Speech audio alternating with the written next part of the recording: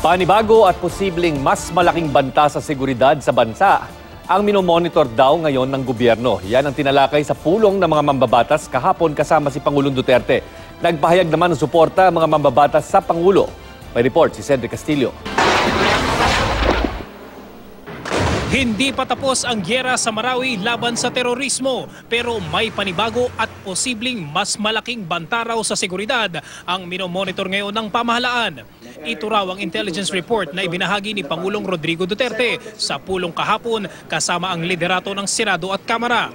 Ayon kay Senate Majority Leader Vicente Soto III, sa 3 lugar daw sa Mindanao na monitor ang terror threat.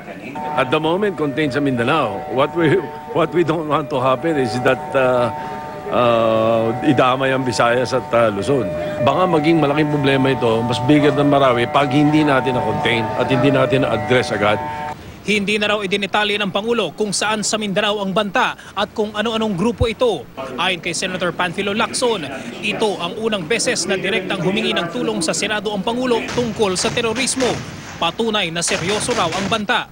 And when it's the Commander-in-Chief who says na mayroong new threats, we better believe him. Kasi hintayin pa ba nating mag-spill over sa Metro Manila or sa Luzon or sa Visayas? No?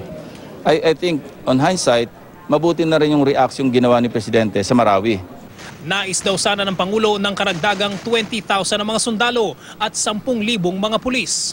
Kailangan lakasan natin ang armed forces at gamit nila at pati mga pulis. Siguro kailangan dagdagan natin ang mga sundalo, and I agree with that. He is looking at a closer regional cooperation with neighboring countries, particularly Indonesia. In the President's briefing, it appears to be serious.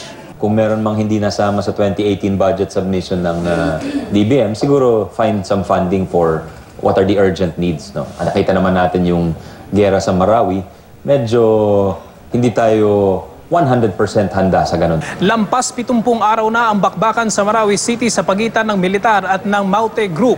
Bagaman ISIS-inspired daw ang di umano'y bagong terror threat na namomonitor sa Mindanao, wala raw impormasyon ng mga senador kung kabilang dito ang grupong Maute. Cedric Castillo, GMA News.